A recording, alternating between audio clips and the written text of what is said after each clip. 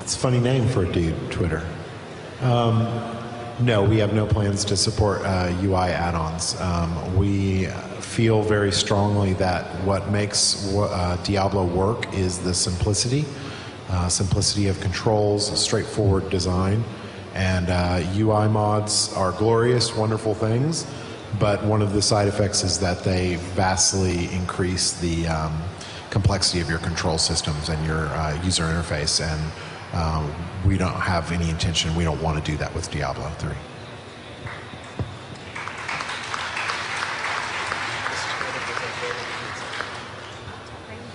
Hi, my question was about when you're playing the game, I kind of felt like all the characters just, like all the monsters just blew up into a river of blood. And that's cool and everything, but that's cool and everything, but I felt like in Diablo 2, you just kind of slash some characters and they drop and die, and occasionally they'll blow up. And it just felt really busy, like so much was going on and so many monsters in one spot.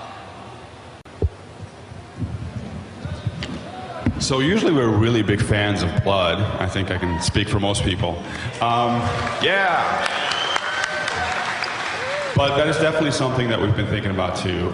There's still some tuning that we're doing on things like that, like effects, and blood's included in that as well. So ultimately, anything that impedes gameplay or actually gets in the way of that, obviously we're going to fix or we're going to tweak.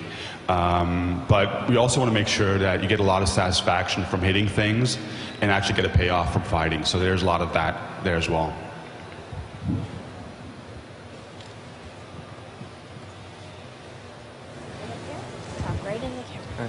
Yeah, my question was every time like you stun someone with the barbarian, like the little words have to pop up above their heads, and it seems like that kind of takes you out of the immersion, kind of like in WoW.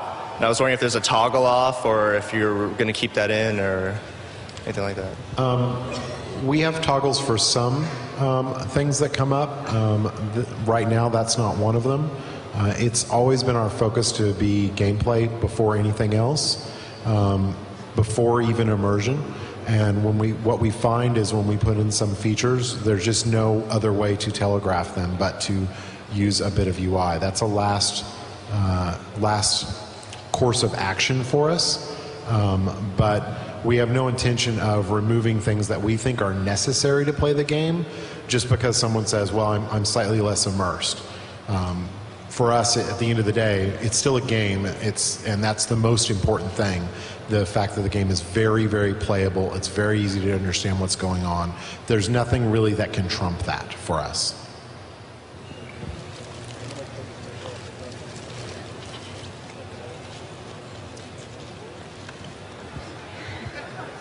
All right, so I was wondering if there was going to be a new implemented system for gold or currency, because really in Diablo 2, the only thing was gold was used for resurrecting your mercenary.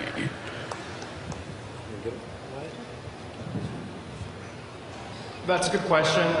The reason that gold lost its value or had diminished value in Diablo 2 is pretty involved. It had to do with the amount of gold that you got relative to the amount of gold that you could hold, the trade system.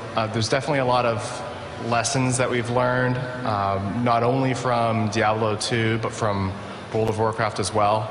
We have a lot of ideas in mind. We would very much like for the gold currency to be meaningful and for players to take the steps that we need so that gold becomes an actual trade currency rather than, perfect skulls or Stones of Jordan or whatever. So we're definitely looking at that.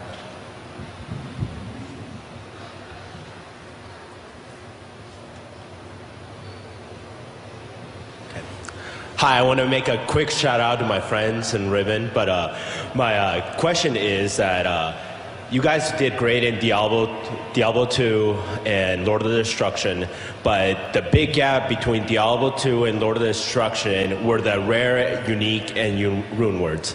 The rare items in Classic were great. They were better than uniques. Not everybody had the same unless they were duped. And in Lord of the Destruction, everybody had Enigma and whatnot. So how is the items going to be in Diablo 3? Are they going to be cookie cutters, or are they going to be everybody have a unique set? I think that the randomly generated items are the heart of the item system in a game like Diablo and Diablo Universe. It's definitely the desire that the random yellows, rare items, have the potential to be better than the unique ones. Of course, it's always tough because it's a tricky balance issue between making a unique or a rare better one versus the other, because some people would rather the uniques be better and some people would rather the rares be better. I think that the key for that, for us, is to maybe look at other roles that the uniques could fill. For example, maybe the uniques are better at combining affix properties that you wouldn't ordinarily see together, would be unlikely. Another might be that perhaps you don't see armor on amulets very often, and in this case maybe you would on a unique. But at the end of the day, would very much like the randomly generated items to be prominently featured because it supports the end game and replayability better.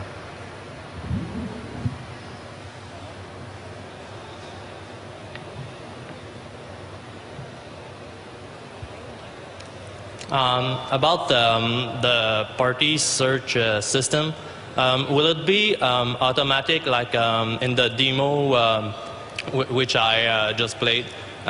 Is it like automatic, or do you plan to add something like a function to choose which people, like our friends, which will be in the party? And do you plan to make it as fast as in the demo? I'll take this one. Let's see. That's a lot of questions. So for getting into a party, it's really important to us that you be able to pick, very easily get into games with your friends. That's one of the things that I think Jay and I had talked about for a long time. That's really important to our game experience. In Diablo 2, it was very difficult for you to find your friend. You'd usually have to call them up or IM them or something and get into the game. And we really wanted to make sure that that was an integrated part of the experience. So finding your friends, getting into a game, and forming a party very quickly, that's extremely important to us. And I think that we're still exploring a lot of other avenues for how to get other people together, to form those parties, to have good game experiences. What's really important to us is that that we get a lot of good game experiences on there. The things that we don't want is we don't want to have people randomly hopping into your games, doing things that negatively affect your game experience and forcing you to somehow quit your game. We want to make sure that more game experiences are positive. And we still want to have hardcore mode and PvP and all of that, though. So I hope that answers your question.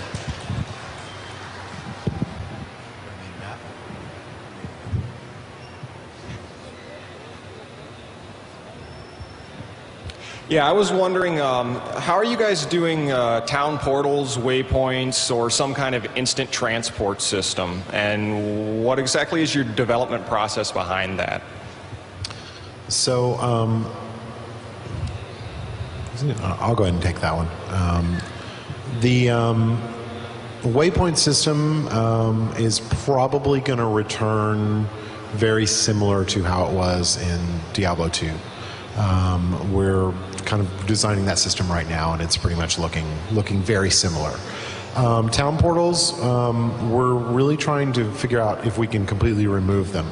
The biggest reason that we don't like town portals is how they affect combat.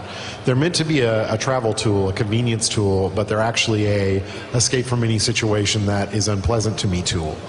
And when you have something like that, it not only kind of incites some not really fun ways to play the game, actually, on the player's part. I mean, they're using the tools that are given to them, so rightly so.